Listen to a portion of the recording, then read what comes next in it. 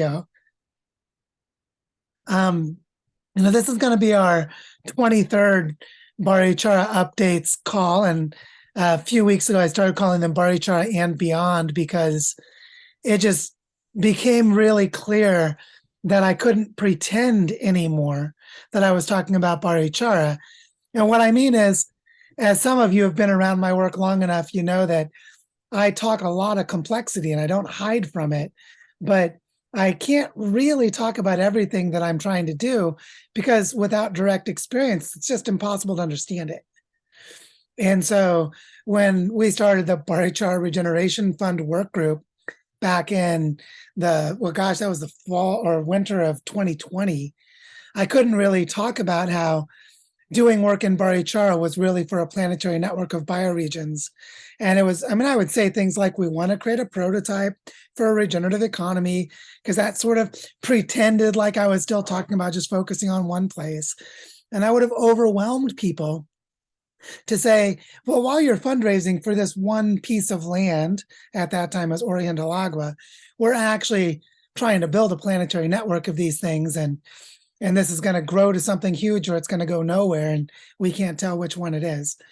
And now it's much more clear that something I knew from my time in 2019, before Earth Regenerators even started, that it's impossible to do work in a bioregion and prototype a bioregion without proactively creating relationships to other bioregions at the same time.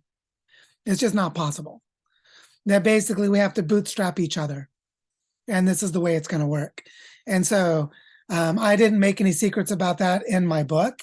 For those of you who read it and saw, there was a chapter called The Magic Elixir, where after a previous really scary chapter about the perfect recipe for a widespread genocide and violence and destruction, aka planetary collapse, that we're about to enter into, that the only way to protect ourselves is to create really, really strong cultural interdependence between bioregions. That's right there in whatever it is, chapter 13 or 14, whatever chapter it is in my book. So I wasn't hiding any of this. It was just that what we're doing is so damn complex that it's kind of hard to follow. And what I feel like we're doing now is really entering into a space where, for example, this morning, I woke up early, created a really stupidly simplistic diagram to send to Benji and Penny in a WhatsApp group we have to sort of chide them into further thinking. Benji one-upped me with a diagram twice as complex. And then I one-upped him again by taking the diagram he created and turning it into an adaptive evolutionary system. And then Penny was like, well, fine, I'll go into a Miro board and quadruple the size of the previous really complex diagram I made, because we're just trying to figure out how to communicate to each other what we're doing. Really just meaning for us to coordinate the co-creation of this, we need conceptual scaffolding. And so what is now happening is it's all actually getting pretty clear how to do it. And so and our fun with diagrams is because we're nerds. This is the kind of nerds we are. But what I want to talk with you guys about today is two really big things happened in the last week in Barichara. And a really big thing is happening in what we're calling bioregional activators. And because we're in the craziness of Chicago getting hit by a blizzard and having to go get country donuts, because if you're in Crystal Lake, Illinois, you get donuts. That's just the way it works. I started putting together slides this morning and then didn't really get that many done. And so I have some pictures for you all from the last day of the Pasos de Agua event, which was really an important thing that happened. So one thing I want to share with you is this process where the children are leading the way to guide the restoration of a watershed and to create a pathway for engaging diverse members of the community in the formation of our regenerative economy. So Barichara is strongly taking the approach that if you want to transform the adults, you just basically don't get in the kids' way. Just let the kids lead. And so there's a really powerful process happening that the event officially ended on Sunday. It was called Pasos de Agua, which translates from Spanish as the steps of water. And I want to share with you a little bit about that and what was happening there. And then the other thing I want to share with you is a very simple ritual I performed at Las Albercas that was on Saturday morning, because there was a moment for me that in some ways was really simple. It was taking a cashier's check and burning it. But there was something powerful about the way that I did it, or really the way that Dan and I have walked a path for like a year and a half, what that moment meant. that I want to share those two stories with you. And then I want to share you my simplistic diagram that Benji and Penny and I were sharing this morning to just start to give, it's almost like a beginning point of how do we start to see what this planetary network of bioregions could look like. And so I created a diagram. It's the one I already have in Keynote, so I'll share it, although Penny's working on something much more holistic that she'll be ready to give around in the appropriate ways when the time is right. But I wanted you to start seeing how this trio that we have between Benji, Penny, and I is really enabling us to get clear about administration, coordination, communication, documentation, pedagogical and educational design, facilitation, community engagement, the formation of community capacities in different communities, and more. There's actually, it's sort of mind-boggling how complex this path is that we're all going to be walking together. But we need to have really, I would say, relatively simple, in quotes, ways of talking about it, to just see that we can have coherent ways of engaging, even though what we're actually doing is incredibly complex. And so to begin, I think I'll do this two ways. I created a Keynote slide deck, which has just got some photos. And I'm going to show you some photos from Passos de Agua. And then just to make my life simpler, I'm probably going to jump over to Facebook and show you where I had uploaded some pictures of the ceremony that I did at Las Albercas on Saturday. And then I'm going to go back over to Keynote and show you a diagram I created. And that won't really move you very much. It's mostly on my end. But I just wanted you to know that I'm going to jump around in this way because I want you to start to see the depth and richness of what's happening in Barichara and continue telling that story. And then from there, step up a level and say, well, what if we're doing this for 100 bioregions or for 1,000? Something that's actually needed. Because, we are preparing now to go to Toronto and do things in the Great Lakes. We're now preparing to go to the Salish Sea. We're starting to prepare to go to Mexico and to New Mexico. And then there are other things that are bubbling up that are just not yet clear who will invite us after those, although we know it's coming. And so it's in this context that I want to remind us of the richness of place by showing you some of what's happening in Barichara. So with that in mind, let me jump in. So first thing I want to stress is that in these Barichara and beyond calls, I just found this image. This is from a place called Salto de Nico. It's really close to the waterfall, and it's right on the edge of Barichara. That there's something about standing in Barichara, looking out into the vast horizons in the distance, and feeling a sense of deep connection of giving to the larger world and receiving from the larger world. So I just thought this image captures the feeling of what we're doing in these weekly meetings. And so with that in mind, I think many of you have seen this. This is a picture I made for the Earth Regeneration Fund back in 2020. So I made this graphic for one of my webinars in the early days of Earth Regenerators. It's from Google Earth. And all that I did was draw lines for some of the tributaries of the Barichara River. This is not the full drainage of the Barichara River, but it does give you a feel for what the children are doing. Because the Passos de Agua project takes the very disturbing awareness that this incredibly large and complex drainage has almost no water at the bottom of it because the river system is dead. It's been killed by damming and building reservoirs, by deforestation and erosion, and by chemical runoff from agriculture altogether. And so when the children declared, 2 6-year-old boys declared at a big event we had last year in November, so a year ago, they declared that they wanted to clean up the Barichara River, what's called the quebrada. Quebrada is the Spanish word for like a small river basin or a side channel of a larger river system. Because a major river system is called subcuenca. And the quebrada means this is one of the small rivers that runs into the big river system that eventually becomes the Magdalena River, which is the largest river in Colombia. 2,000-mile long river that's not quite as big as the Mississippi River, but it's comparable in size to the Colorado. And so this 30,000 hectares of drainage is our focus.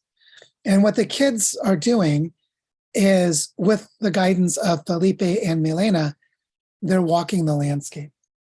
And so last week they did a 5-day pedagogical experiment where the children were taken to different parts of the Barichara River, walking the landscape and learning about how the water connects the land and exploring ideas, meaning the children were asked to come up with their own ideas for how to restore the watershed. And then on Sunday, I was able to attend the closing of it after I'd gotten back from Colorado. And this is what happened. The kids presented their ideas for how to restore the watershed. That's Milena, that's kneeling there with the kids. She's one of the teachers and one of the designers of this experience. The little girl there holding that piece of paper is Quetzal. And the boy whose back you see, his name is Dante. And Quetzal is 6.5 years old and Dante is 7 years old. And what you can see is that with the help of the adults wrote down the ideas of the kids. And then the kids that were old enough to be able to read were reading the ideas and presenting them back to the group. And so there were 4 different groups that presented. They had about 30 ideas. And they ranged from things like creating a petition and engaging parents in the community, holding a council with the city council and the mayor's office, walking the watershed and collecting trash, creating a mycorrhizal filtration system with mushroom padding, which is a mycological remediation technique that some of the kids had learned about from watching YouTube videos, and then a lot more. They had a lot of really great ideas. What's really important here is not just that the kids had good ideas or that an adult helped them present the ideas to each other, but that the adults came and listened to the kids. And I was there. Some of you saw that Kathy Holt had posted on Earth Regenerators an article about this yesterday, because Kathy also came. And there are other people in the community who came. And just imagine, instead of being like a university student presenting to your classmates, or a middle school science student, like at a science fair, presenting to the other middle schoolers, here are children below the age of 10 presenting their ideas to the other children and to the adults. And the adults came to hear the children. And this is something that's really important, is kids need to be heard by the adults and they need to be taken seriously. This is one of the most powerful mechanisms for cultural change, is to create a space for the children to lead and then for the adults to actually follow them, which is something that they're creating the context to do. And then they gathered by the Barichara River and they set up a space for having a ritual. And you can see a man there in the back left dressed all in white, which looks like the shamanic robes, the medicine men of the Kogi tradition. That man is actually from the Muisca tradition, which is the indigenous people centered around Bogota, but he's also worked with the Kogis. And he had come into town with Gabriella, who's there in the center back with the maroon skirt on, that long dress. Gabriella brings in indigenous leaders and holds council with them to support our community. And so this man had come to offer 4 days of ceremony and dialogues about the spiritual connections to the bioregion. And he was asked to come and speak to the children. And so he came and sat in council with the children and told the children what it is that makes humans special. Interestingly, I have another photo where he did this. The way that he showed the children that humans are special, this is like 21st century integration of modernity and indigenous lifeways, is he took out his iPhone And he held it up because all the kids know what a smartphone is. And he said, this phone is able to receive invisible signals from the area around us. And we cannot see the energy of those invisible signals, but this phone is shaped and structured in a way that it can receive these invisible signals. And then he said, we as human beings, because we have hearts and minds, if we can align and integrate our hearts and minds, we can receive the energy and signals of the natural world, and we can communicate, listen, and speak on behalf of the intelligence of nature. And he was teaching the kids how to do this and explaining to them how important it was that they had spent the previous 5 days learning to listen to the signals of the river, and that this is exactly what's needed. And so they were being given this beautiful guidance by an indigenous elder from the northern Andes. And then they performed a ritual where they were asked to take a small piece of cotton and to roll it up into a ball, holding the place where their mouth is the space between their hearts and their minds, and where they can speak their love and their desires and their dreams for the river, and then give it as a gift to the river. And then the children walk down to the river and place these little cotton balls in the river. And this ritual was just a powerful part of their experience. And so what I want to stress here is that when the kids were doing this work, they were practicing deep and profound rituals. And I had my own deep and profound ritual connected to the creation of the Barichara Ecoversity, which I have in these photos. Where did I put them? Right here. So I wanted you to see this. What you see in this picture is that bigger piece of paper in the folder on the right is the escritura. This is the land deed for purchasing Las Albercas. Right now, Las Albercas is legally owned temporarily by Dan and myself so that we can hold it as legal stewards to begin a community process of transformation for the ownership of the land. And then you'll see that there are several rocks that have fossils in them and the feather of a vulture, all of which I found during the walk down to the land. And I brought tobacco to invite the ancestral wisdom of our grandfathers to guide us. And then there's a lighter and there's a cashier's check. That cashier's check is there because for strange reasons, we were asked to receive the escritura, the land deed, before we had finished all of the bank transfers, which means some of the money was sitting in a bank account in the United States, waiting to be transferred to Colombia. By the way, it's an absolute nightmare to transfer money to Colombia because of very draconian money laundering laws. The money laundering laws basically try to force you to engage in illegal activities to get anything done, because doing anything legally is nearly impossible.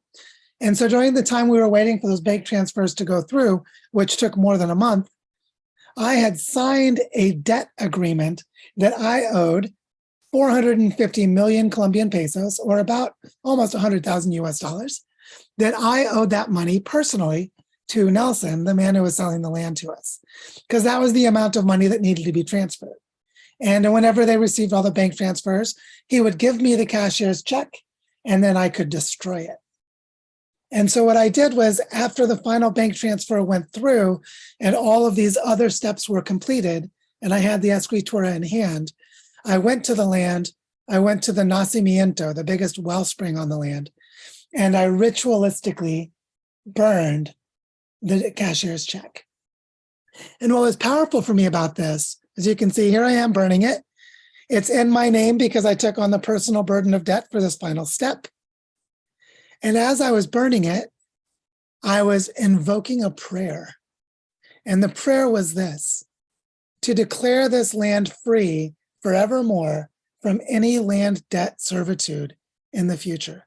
That this land will never be owned again, even though technically Dan and I are the owners of the land at the moment. It'll never be owned again in the capitalistic or colonialistic way, that there will never be monetary debt held against it, that no one will ever sell this land to make money as though they're prostituting the land. This will never happen again. And then afterwards, I let the ashes provide carbon into the soil. And the reason that I want to share this with you, this little sequence and this ritual, is that for all that Dan and I did to make it possible to acquire this piece of land, which was an absolute like spiritual ordeal. It was really, really, really hard. And Dan could tell you his part if he likes. It was really hard for all of us. And for us to be able to have a moment of saying, by the way, there will never be debt on this land again. It's not going to happen. We're going to step into a future where the land will never be owned by a human being. And this is possible because the owners of the land, who are Dan and me, have already entered into a sacred trust with this land. And so I want to share these rituals with you so that you could see a little bit in the details how something as simple as burning a cashier's check can transform a relationship to land because of the 2-year journey that it took us to that moment. And that children walking the land, which comes out of a multi-year process that Felipe has been leading with the children, is opening up a new pathway of bioregional governance led by children, guided by the wisdom holders of the Andes from the different indigenous cultures. And so I just want you to see these things so that you would have a sense that one thing that's really happening in Barichara right now is, I would just say we're moving into the realm of the subtle. We're moving into the realm of the ephemeral. We're moving into the realm of deep and subtle relational emergence, where we can feel what the land wants and act in accordance with the land. And one of the best conduits for that is children engaged in creative play. Because when children are playing with the land, they are just connecting to those natural patterns and rhythms in a way that most of us as adults have forgotten and that we can't remember without the kids. And this is one of the key things about bioregional education is that we decolonize education, which means we undo a lot of our ideas, such as the idea that the adults teach the children. You know, the adults are still teaching the children. There was that indigenous elder, but the children also teach the adults. And in some ways, this is more important, at least for what those children are doing. You know, we as adults might teach the children how to plant a tree or some other technical thing, but the children will teach us how to care for the seeds. And so there are going to be these very powerful multi-directional relationships. And so those are the 2 stories I wanted to tell you from Barichara. And now what I want to do is I want to show you a diagram that I created that is deeply inspired by conversations that Benji and Penny and I are holding. And Penny has a better diagram she can show you later. But I want you to see this just so you can start to get a feel for how we are starting to create coherence. And so this is a diagram I created this morning, where what we're trying to do is this. We are observing what we're doing, and then we're trying to create clarity about how to tell a story of what we're already doing.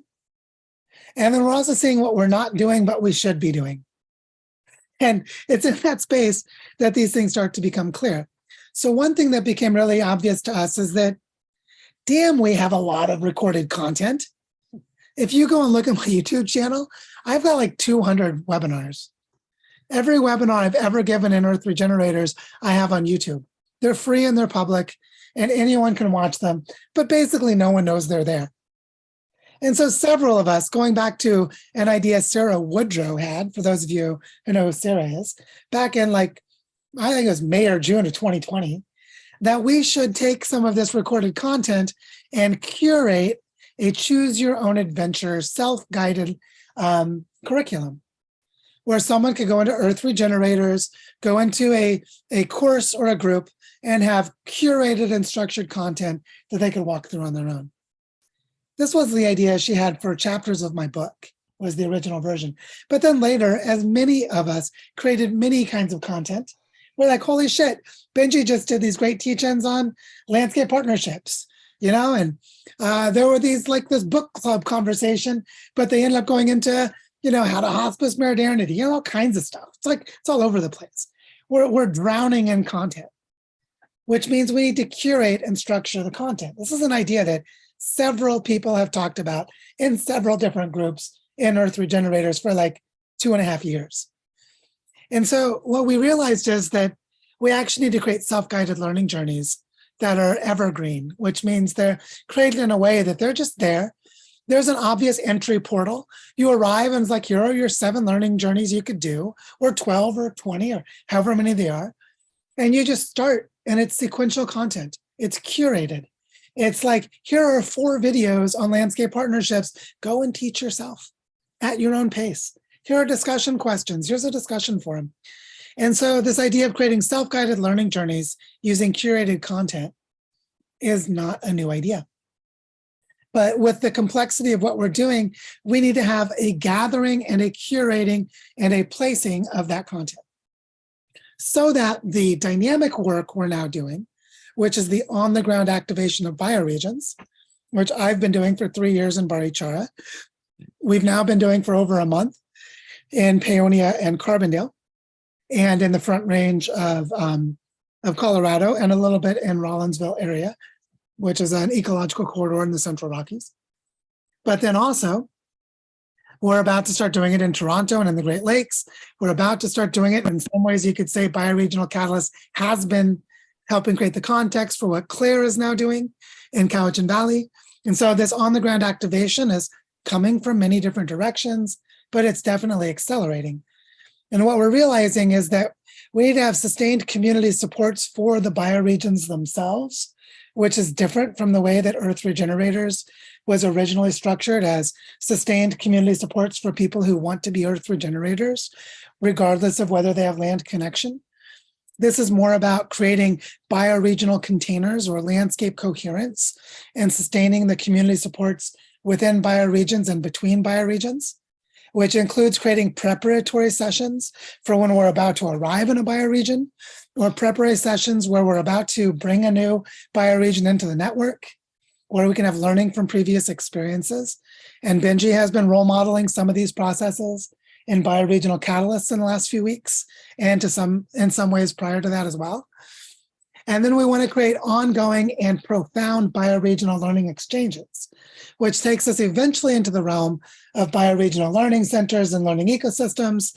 That's for the future. We want to prototype all those processes by creating collaborative sharing processes where bioregions can share learnings with each other, such as what I just did. I shared with you Pasos de Agua and the ritual at Las Albercas.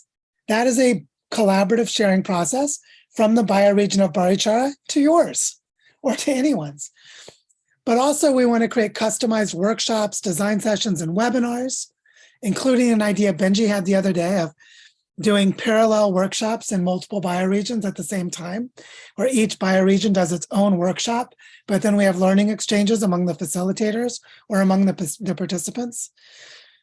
And that for all of this to be coherent, we need to have weekly newsletters that are just telling the real-time stories of this whole ecosystem, where we're basically gathering, curating, and sharing what's happening so that the complexity is revealed in an ongoing fashion. And so, as you can see, this diagram is not complete. There's lots of stuff that's not included in it, but you can already begin to see how it's coherent. You can begin to see that if Bioregional Catalysts is holding discussions to help prepare for the on-ramping of a new bioregion. So we now know we're going to go to Toronto on January 30th. So maybe during the 2 weeks before in January, Bioregional Catalysts is helping prepare people in Toronto for our arrival and people from other landscapes to learn as we're learning how to prepare for Toronto. That'd be an example of preparatory relationships for a new bioregion to emerge. And we might have a teach-in specifically on pro-social and landscape partnerships. Well, that could be for any bioregion, so you could customize it to every bioregion. You can have leaderships and pods and groups leading their own activities within each bioregion. And then as you move forward into this, you see more and more that we can create curated evergreen content because all of this is archivable material. And so we can use it to support how we're doing this work, to scaffold it to be coherent for a growing number of bioregions. Because we've already identified that there are many shared themes that are going to happen in different bioregions. Like every bioregion needs to learn pro-social. Every bioregion needs to learn about bioregional learning centers. Every bioregion needs to learn the common land model. And then from there, every bioregion needs to learn the story of place. And, on and on. We already have a coherent, something like a PhD program in bioregional activation that can be replicated in different places and that can be turned into choose your own adventure content. And so we're just recognizing that we have to build all this infrastructure for this to work, but that it can no longer just be learning from what Joe and the people in Barichara are doing, and then everyone else left to sort of just figure it out on their own. And also that as we figure out collaborative finance and other things, governance processes for all of these things, that we're going to be leaning heavily on the bioregions themselves, meaning we will develop, the bioregions will be developing their own models and their own frameworks, and they'll be sharing them with each other. And we're going to be facilitating that learning so it can occur. And so, Penny, Benji, and I are doing this work now because we want to get to 100 bioregions in the next year. So we have to scaffold the infrastructure of this before it gets too big. And I would say by February, it's going to be too big. And so we don't have to have, scaffolding means it's continuing to support the building process. We don't have to have everything built, but we have to have coherent scaffolding. So that's why I wanted to share this blend of things with you today. Maybe invite Penny or Benji if either of you would like to share more. I don't want to speak for you any longer, but you can start to feel the clarity and the coherence of what's emerging. So I don't know, Benji, Penny, would either of you like to share? Benji, go ahead. You go first. Nothing is really coming up for me at the moment that I think would add any more clarity. I think I would just muddy the waters, honestly. I think it was really clearly communicated. So yeah, I think I'll leave it at that for now. Yeah. Cool. Then Penny? I'll just say I'm working on including, like Joe was saying, just some of the other pieces that we've already been talking about, like different workflows and integrating in the fund, like a bioregional activators fund that would fund the core teams in the bioregions and projects in the bioregions, integrating all of this with ER and what's happening in ER. And so like the Earth Regenerators Fund aspect and their governance process in ER and how that's relating to all of this. And also, from my part, also like the embodiment piece, like how do we actually embody living bioregionally, doing that, the inner work that we need to do, doing the trauma work we need to do, and all of, and that aspect coming in here as well. That's what I'll add for now. Yeah, and I'll just say before passing back to Benji, if it feels confusing or overwhelming, it's because it is confusing and overwhelming. That's just the truth. What we're doing is unprecedented in human history. This has never, ever, ever been done before. But we actually know enough to build it as we go. And so far it's working really well. And so we have really strong confidence, not just in ourselves, but in us as a larger network, that we will continue clarifying basically forever. It's like there'll always be new things to clarify. And I just want to name that piece. Okay, on to you, Benji. Yeah, thank you, Joe. Well, Penny inspired me to share something about financing, and I also wanted to mention something briefly on the weekly newsletter. So first off, on financing, so there are several people in this process who are in what I would call core teams, who are in increasing need for funding. Joe and Penny are traveling so much that they have a lot of expenses. We need to get them funded. Marissa, who's a really competent, just rock star community organizer in Paonia, she would be so much more potent if she was funded. And so that's really high priority. Claire Atwell, she's, getting ready to Carrie some landscape partnership processes in the Cowichan Valley. We need to get her funded, and then I need to get funded as well. And we're all serving different roles sort of in this bigger picture, which I think provides us an interesting opportunity to tell the story and say, look at these people in these particular places. They all sort of cohere together into a bigger story.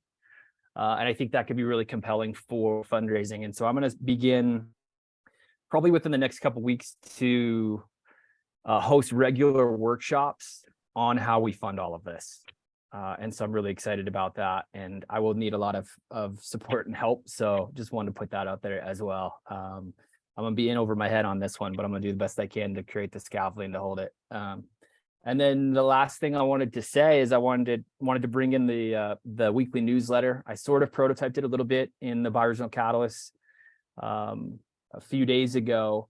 And it's something that is intended to keep people up on like the real-time story that's emerging. We would send it out to all the core team members and communities, and then they would decide how they want to send it out to their communities. And we're going to do our best to really bring the story to life and to clarity. And I just wanted to invite all of you to reflect on what you're seeing and where you see a desire for more clarity, and then to communicate that to us as we prototype this newsletter. And so those are the two things that I wanted to bring in. Thank you. Thank you, Benji. On to you, Gail. I just want to grab you guys while I have your attention. Have you heard? I sent an email to you and the people in Nicaragua. Did you see the email? Yep, we saw it. We just haven't Okay. responded yet. Okay, good. I just want to be sure it was received. If you don't mind taking the lead and just responding, because they're not always the best at getting back to emails, but they did express interest, and I really would like to see this happen. So that's all. Thank you. Thank you, Gail. We thought. All right, Dan, on to you. Hey, I'm going to leave my video off just because I keep getting warnings that my connection is unstable and it gets all choppy and I can't hear anything. So I just want to say that was a great presentation, Joe. I've been running, all of this stuff has been running around in my mind. And as I do reflect on it, I think about, I just can't keep everything straight in my head, because I do feel overwhelmed with all the piece parts that need to be in motion and how they all interconnect. So that was an excellent presentation. I'm gonna go back and watch it again after the recording comes out, just to make sure I track along everything. But honestly, you know, for me as an individual, I just feel like I'm doing everything I can just to get myself to Barichara and get that to follow behind you, and you know, get the work underway. To I hope you guys can hear me. I'm getting more warnings on my screen. Get that us to start the work and the discussions and the planning for that site, the Las Albercas site, and then the related sites that we're, you know, the Origen del Agua and the Bioparque Moncora, and probably a few others. But I'm so happy. Kudos that you put this presentation together, that you guys are having this dialogue, that you're identifying, because that's the first thing, is the ideation. You know, like how do we have a clear narrative that describes everything, that even if you don't have all the answers, or you don't have all the capacity yet, you've identified it and you've defined it and you put it into the narrative. And I think that this is so great what we're doing here. We just need more capacity. There's one other point back to Benji. You had mentioned Marissa and Peonia and Claire Atwell. I think there might be, you know, a couple of others who might need some funding in order so they can, you know, devote themselves to the work that we're all doing here. You know, Benji, I know how to if I have a few, you know, if I have an extra $20 in my pocket, how to give it to you. I know how to do that because I see you there on Patreon. But Claire and Marissa, do they have Patreon accounts? Can I find them there? Can everybody find them there if they want to donate some kind of support, monetary support? I can speak to that quickly, Dan, is that Yeah, I don't yeah, know go about ahead. each of them individually, but I do know that with Jonathan's help, we have a fiscal sponsorship relationship with Possible Planet, so we can receive donations.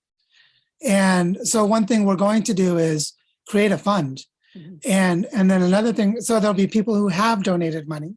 So we'll have some money available. And then also we want to create a giving circle, which is a set of people who are deeply aligned with this work that we formed good, like actual relationships, actual friendships with, who are ready to step forward with money and mobilize money when needed. Like the kind of person that says, well, I've put $100 into the fund, but really I have up to 10,000 or whatever they have. And when called upon, when needed, I'm here to help, just on a case-by-case basis. And I just think it's going to be so important for us to have people, you know, to build a larger, within these bioregions, to build a larger network of people who are basically have already built trust and are already familiar, that can mobilize resources quickly in a dynamic way. Because we're just not going to know when we need the money or where, but at each moment we will. You know, it'll very quickly reveal itself. And that's something I think our long-term strategy is deep trust. It's form relationships of deep trust with people who can give moderate to large contributions directly to people and projects. So they might say, oh, well, Claire needs $20,000 because XYZ is happening for a project in her bioregion, and we have people who can mobilize it.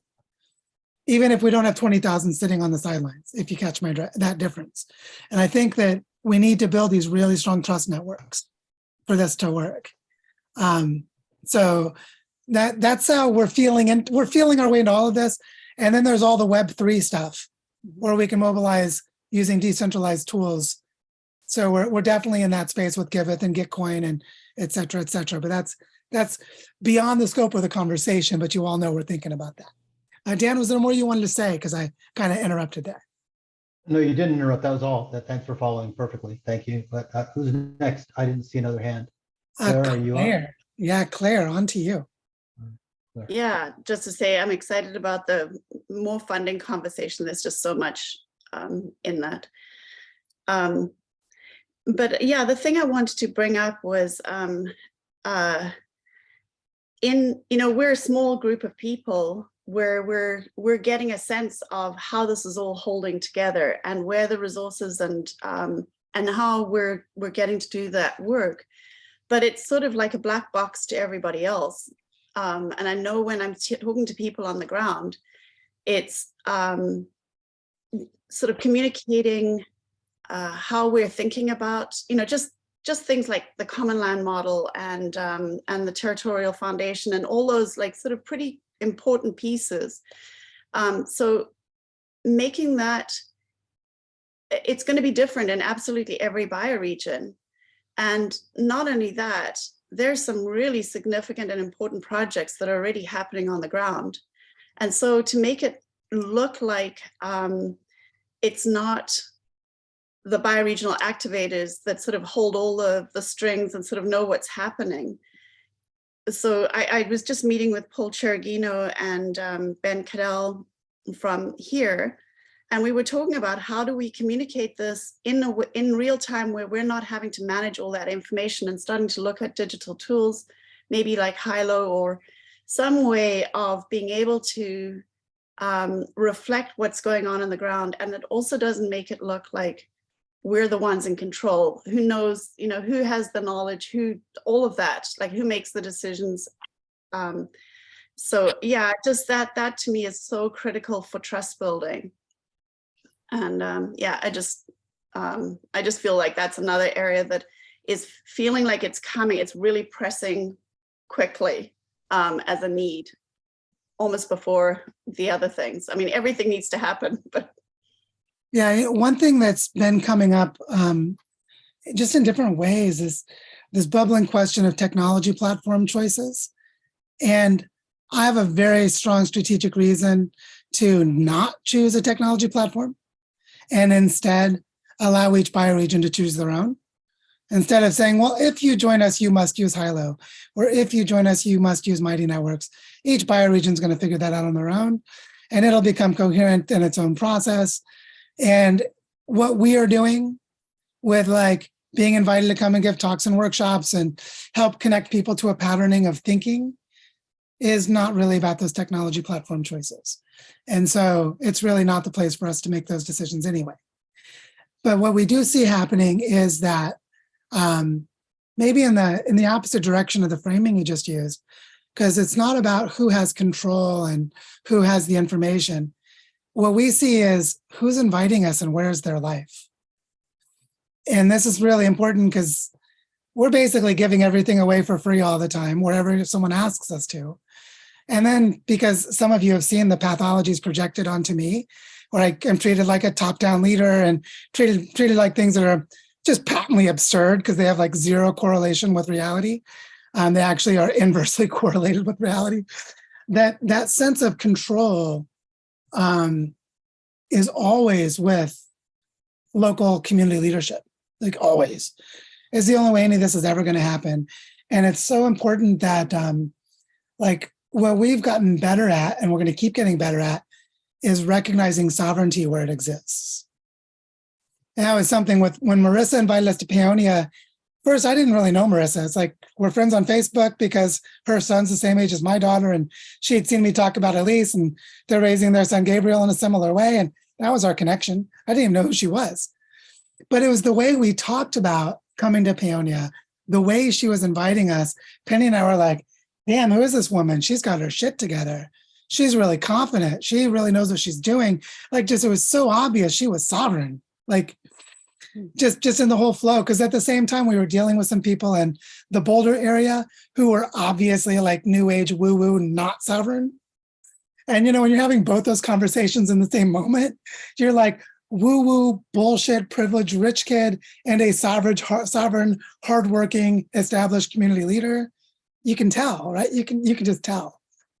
And so this is not ever visible, meaning like it's all happening in parallel at the same time, but we're sense making as we go. And I think that's what's going to be really key is how we share this collaborative leadership and how we identify what we need together. And when there are ways that like maybe I'm really working in the Web3 space and people on the ground in Cowichan Valley shouldn't have to worry about that. I mean, it's great you're hanging out with Darren, and Darren knows a lot about that. So it's not like you have to abjugate all the responsibility to us and we have the power. It's that, well, if we can leverage that to you and you ask for it, then we co-create it. And there's going to be this really like participatory, multi-directional flow. It's going to be very emergent. And so just naming these pieces that we'll keep making up the structures as we go, as this life energy is bringing it into being. Yeah, Penny. And it's not like it's including everything that's happening already in the region. So it's bringing it into visibility for each other, like for other people to see each other and what's happening. And then the coordination can start to happen. So Yeah. what we're bringing at least so far is like a shared language that people can use, and then they can start to talk to each other and see each other and see what's already happening. And that's where the power is in that. So it's not about like centralized control. It's more about bringing visibility and a shared language and tools, you know, that people could use it or not. So And that's exactly what I was sort of really meaning was like, how do we spotlight that so that, or that make that visible, that yeah, it's a way of sharing that the other stuff that's going on, that it doesn't, I'll tell you, I mean, I'm going to name it.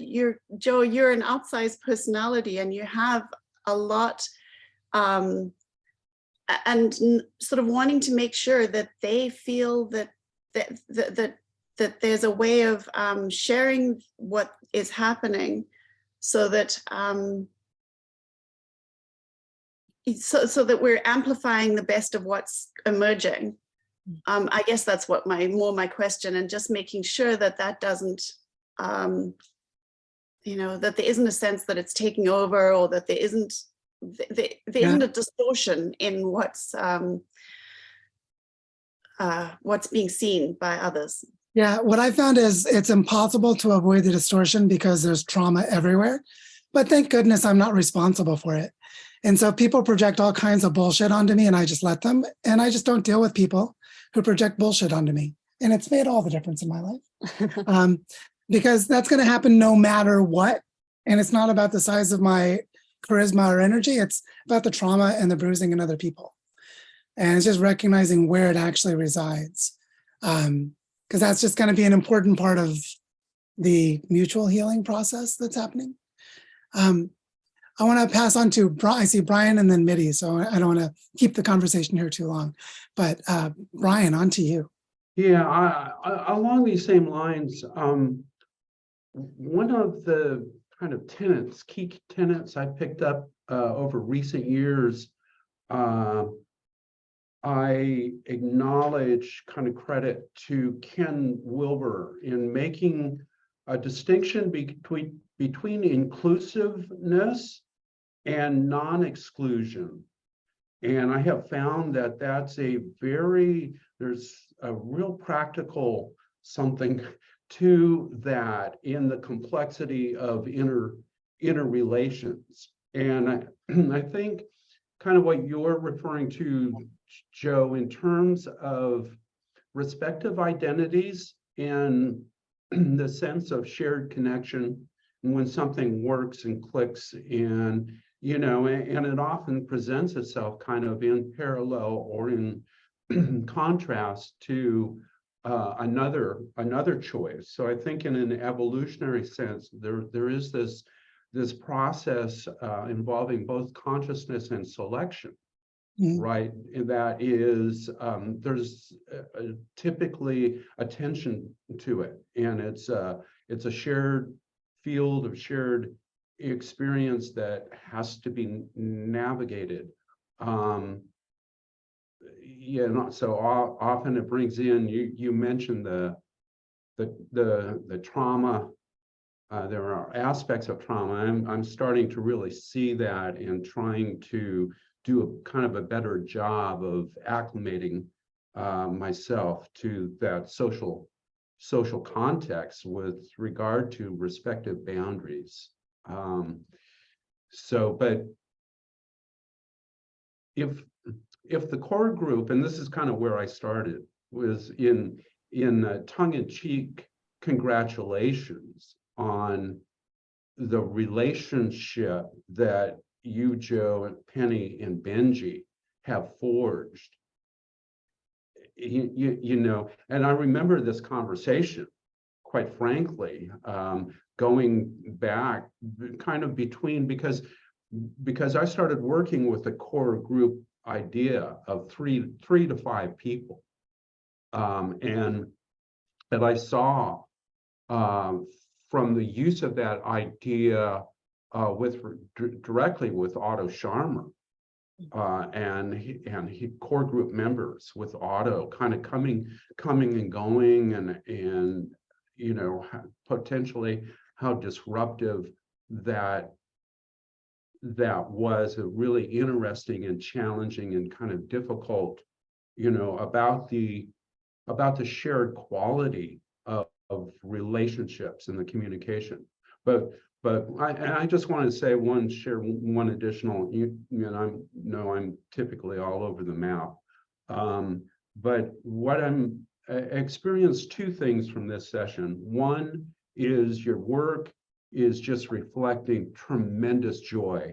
And I had just gotten an email from the head of the Mind and Life Institute, kind of pointing, sharing how important keeping the joy in that shared experience and work is. And I think a big part of that goes back to the kids are a real source of that, if the kids are included really kind of along the lines, they're end users. I don't like that term a lot, but basically it begins and ends. And this is something that in a society that is as narcissistic as it is, and that we have, in my view right now, I'm preparing to, I'm in a major transition right now. I can feel it. I mean, it's a big one. And I'm kind of wrestling with, how do I do this?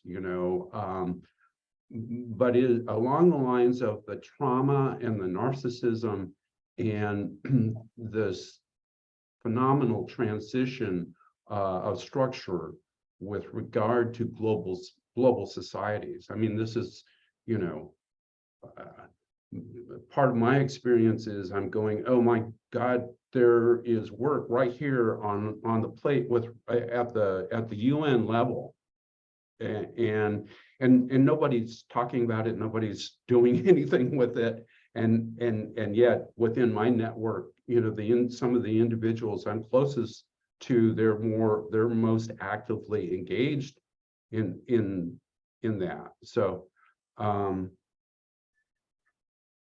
I guess that was the joy and oh yeah. So rather than the kids, not to exclude the kids, but I'm sensing part of what my takeaway from this session has been the importance of the millennials and drugs. And here in North America, I mean, drug and criminal context is the system is in crisis in terms of it's just no longer adequate to do, and so we still have this multitude of people and their respective futures. Yeah, Brian. How do we go about dealing within the context of bioregionalism? Yeah, I think one of the key things here is going to be that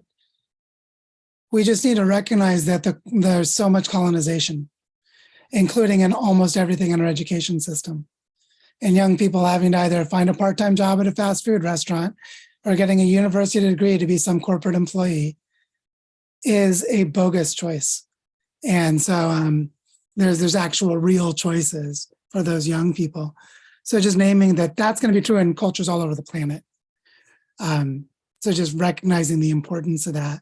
I wanted to make time for Mitty and for Stephen before we wrap up. So if it's okay, I'd love to pass it over to Mitty, if that's all right. So Mitty, on to you. Thank you, Joe. Well, I want to riff on the joy that Brian named and on Penny's comments about sharing and about helping people see what is actually happening. Because one of my great joys this year has been to see a brilliant idea which emerged somewhere between some people, but certainly got voiced by Rachel Olsen when she was in Barichara with Joe in this April, I think, of this year, was the idea of Vivero, a nursery, a place where we, by all sharing a load and giving a little, we can actually make amazing things happen in supporting each other. And so I've put a couple of links into the chat, and I'm going to throw down the gauntlet in a joyful end of year challenge. If any of you here could afford to buy a couple of Starbucks coffees this month, then I'd love it if you actually made your coffee at home and you went to Vivero and made an end of year gift of $10 into the Vivero fund. And if you can't afford it, that's fine. Earth Regenerators will be here next year, sharing all kind of gifts together. And most of our gifts in Earth Regenerators are very much other than money, because it's really the home of pro-social within this wonderful network that is growing and developing scale. But if you can do that, it's amazing. And if in 2023, you could actually do that monthly and become a monthly contributor, then that would be even more amazing. So thank you, thank you. And over to you, Stephen. Thank you, Mitty. And on to you, Stephen. Two things. I have hopefully a quick question, Joe, that I threw in the chat, but you didn't mention Costa Rica in your list of possible places to go, and that was in the conversation a while ago. So I'm just wondering what happened to Costa Rica. Yeah. Short answer is fine. Yeah. I mean, all that's happened so far is that we felt we had a clear invitation, and it's just become less clear.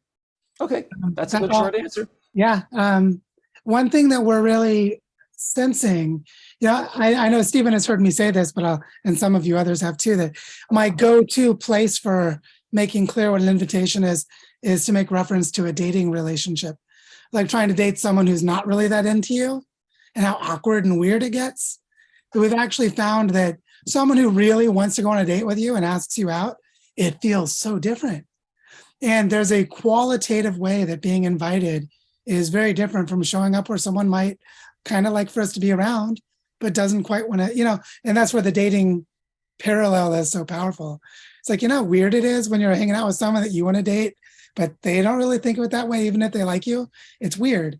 And so there's a way in which what we're doing with this bioregional activation work, this community engagement work, is if it doesn't come from a full and complete yes, we can't make a full and complete yes to go. And so we just don't have that level of clarity with what Trisha and Iris are doing in Costa Rica, even though we have really strong resonance and admiration. And it may become more clear in the future. Seemed more clear earlier and just went more vague, and that's all. But I think this is actually a really key part of the process, because one thing that we're really keen on is to engage where there is flow and to give no energy at all where there's not flow. Meaning just basically we have so little energy and so little time. And this is going to go really big by going wide and going deep. So there has to be flow everywhere. And so that element is super important. I think that we may be at a good time to wrap up. Actually, Joe, that was my first half. That was why I said quick answer, because you actually, and you opened your longer answer opened the door. Perfect. The part about flow, because what I've been in touch, what I'm continually in touch with in this call just keeps deepening it, is my sense of frustration that I'm not at the leading edge with you, Penny and Benji, and aware of the limitations that I see keep me from being there. And all of that brings up my whole life and all the trauma through my life that has me functioning the way I do in the world right now. And I just want to go, I just want to scream, I just want to run around and plant trees and do something, do anything. Like that urge is so there.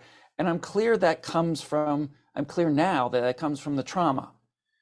Like I have to relieve myself from this terrifying sense of helplessness that I can't do anything in what I see being, like, I don't know where I fit in what's being done, and I want to be part of all of that. I can't even quite get it out of my mouth. And to me, that addresses part of what Brian is saying in terms of reaching the kids in trouble. It's like, even within our community, I don't think we should be trying to go and reach those kids. Like, as much as I want to rescue them, we cannot be rescuing. We need to be focusing on where there's flow, where the people are ready to join us, not just the bioregions, but the individuals that I see that I want to connect. Like I see a connection, I've talked about this, you and Farananda, and both of you and Farananda from Commons Engine, you're like both, no, we trust the process. I'm going, you two have to talk now. You two have to talk now. And she's like, no, we'll cross paths. And as she shared all the communities she's involved with, you two are so interconnected. It's like, damn it, you need to talk now. It's like, she's like, no, I didn't say that to her that quite that way. She's like, no, we'll cross paths when the time is right. And it's all my trauma pushing for things to happen faster than they need to. So I'm totally supportive of like making sure we don't move, and the people who are creating the false urgency, that we support them. That means me too, in doing whatever healing work they need to do, rather than rushing around planting trees that are just going to die in a year because they weren't tended to. It seemed Brian wanted to respond. So Brian, I added you onto the screen. I was just entering in the chat a suggestion that Stephen and I find a way to maybe better connect with each other. my sense of this is I'm to a great extent both embedded within kind of that sense of helplessness that you expressed, Stephen, but I'm also quite a master at what the even though I kind of feel embedded and powerless, there's this other part of me that says, no, that is inaccurate. That's not accurate. That isn't even me.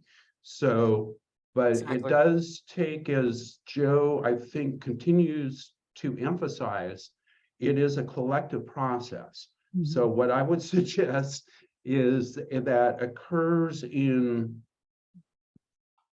I think, the healing or addressing and resolving successfully the trauma is a process of dialogue, but it's really well-structured dialogue that you and I find a way to better communicate with each other along those lines, and kind of how we might form a dialogue group, a small group, kind of to address this overall process. That would be my suggestion if you're up and open to Yep, that. I just gave you my cell number, text me. And I want to just also make it clear that the piece, I'm just loving the flow of the conversation too, because I'm hitting all the points I want to make as it emerges rather than trying to read off a list. But I'm clear there's a place for me. Like part of the whole aspect of the trauma is I know there's a place to go. I'm trying to get there faster than is evolving, is emerging. And I see where my place and all of my skills from the past fit in. You know, it's in that map that Joe showed. And it's the part of, I want to be there now versus, oh, I've got to take care of myself now and trust the process and trust the community. And that's, you know, that's part of what I say, because that, for me, it's always, okay, there are other people, I know I'm not the only one, there are other people in this community who are probably similar things. Oh, we got to do this, we got to do that.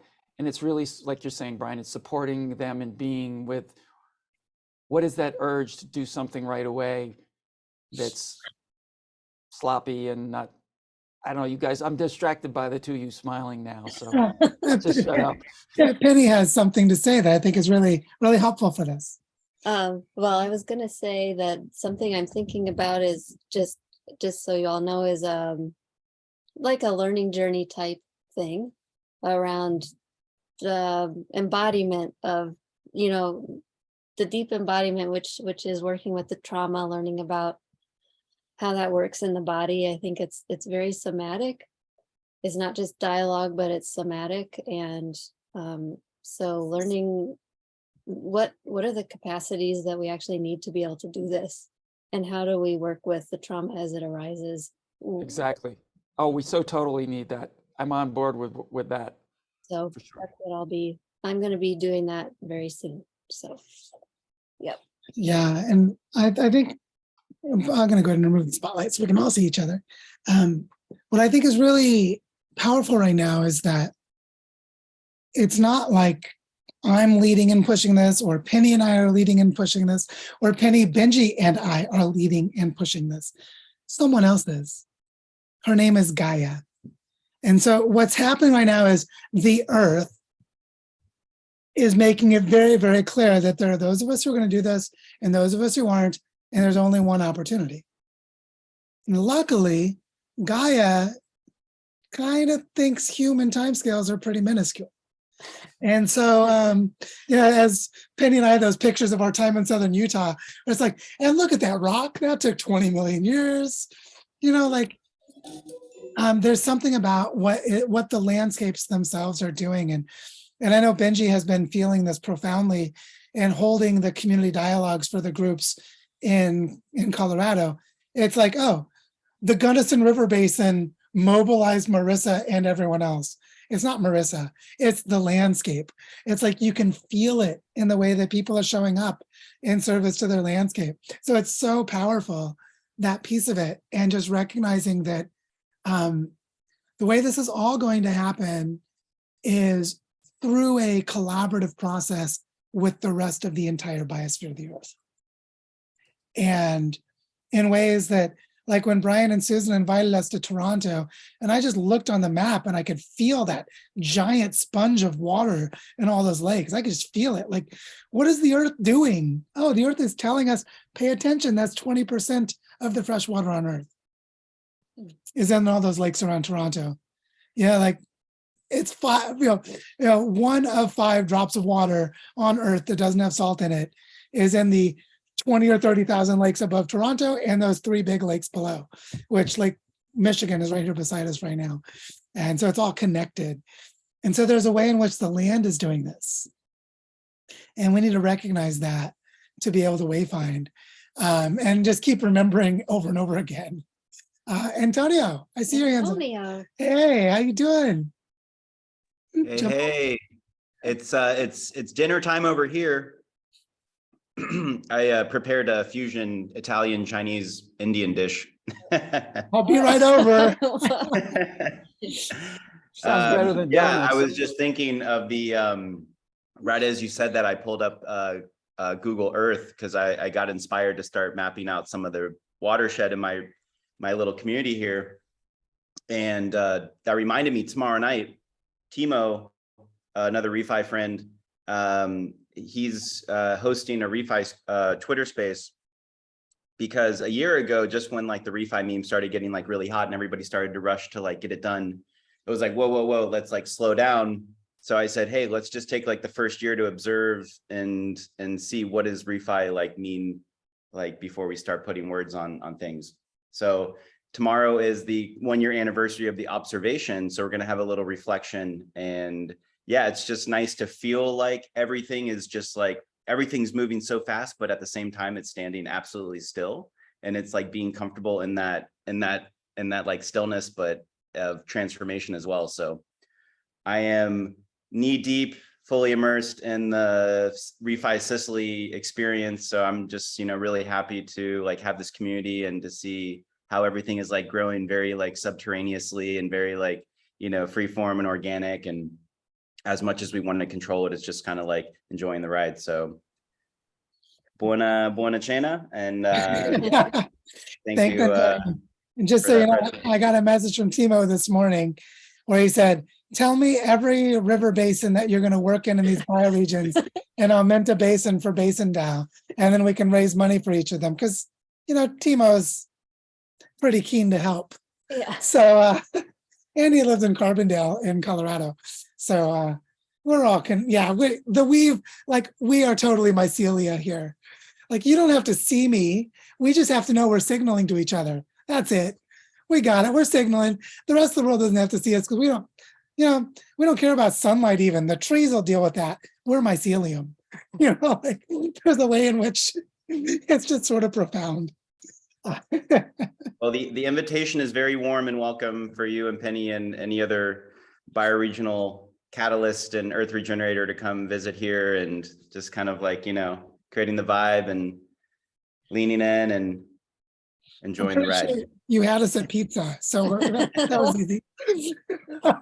There is a pizza. There's actually a guy who's doing local grain and a pizza shop that's doing ancient grain production on the island. So it's cool to like weave them in. And I listened to the talk earlier with Daniel and about the bioregionalism. So it's kind of like, yeah, how are these big narratives starting to coalesce? And I feel like next year we're going to have a lot more clarity and integration and coordination around this. And it's going to feel very effortless, and it's going to feel a lot more like, it's going to feel more fun. And that's when we feel like, okay, we're on the right path. Totally. I want to name one thing that's reemerging for me with this new phase of Las Albercas. I think some of you saw it. I recorded a little 10-minute video earlier this week, just saying, what is a bioregional learning center? Put it on YouTube and passed it around. And what I realized is there's almost no materials on bioregional learning centers. And I talked about them a lot in the early days, and really have talked about them basically not at all in the last 6 months. I even stopped talking about the Barichara Ecoversity about 3 months ago when Refi Barichara sort of took front stage. But what I feel happening is the conversation about bioregional learning centers is about, like, basically I'm being called to hold that story again and in a much deeper and richer and practical way to role model and embody it on Las Albercas, as Dan was saying about arriving into Barichara to help that land become what Las Albercas is supposed to become for the world. And so I just wanted to name that this is a piece that is underdeveloped in the narrative at the moment. The absolutely essential role of bioregional learning centers and what they actually are, and how different they are from universities, and how different they are from normal schools. I was riffing with Benji in a message yesterday where I said, notice how regenerative education is. You start by taking what education is, what schools are, and then say, well, this is how schools get in the way. This is how schools stop it. This is how schools break it, which means almost all bioregional education is found by not being in school. And the example I gave was that my daughter is going to make a snow angel today because snow angels are bioregional. You can't make snow angels in Barichara. It doesn't snow there. And so it's like, you don't learn that in school, but that's bioregional learning. And so just to show how profoundly different some of this is going to be. By the way, learning to make snow angels, Elise was really confused a couple of days ago when I was like, Elise, we're going to be able to make snowmen and we're going to do snowball fights. She got those because she's been watching Frozen and she knows Olaf is a snowman. But what's a snow angel? She was really confused. So do they have wings? Are they like humans? What kind of animal are they? She had no idea because she lives in the tropics. And so we laugh about these things. Those of us who have lived like growing up around snow is bioregional. And so just recognizing how experiential and embodied all of this is going to be, it's just going to be profound. And so, and it's going to be awesome. My God, we're going to go build snowmen in a minute because the massive blizzard is going to turn to blizzard stage in about 3 hours here. So right now we can still play in it without at least blowing away in the wind. We're gonna have like 55-mile-per-hour winds and minus 30 wind chill tonight. It's gonna be nice and chilly. It's probably like it is right now where Preston is. We'll catch up. Yeah. Anyway, thank you everyone for being here for this call. I'll get the recording out as soon as I can, probably in the next half hour or so. And you guys are feeling the game. This game's just gonna intensify because we're going big, we're not going home. And so thank you, everyone, and we'll talk to you all soon.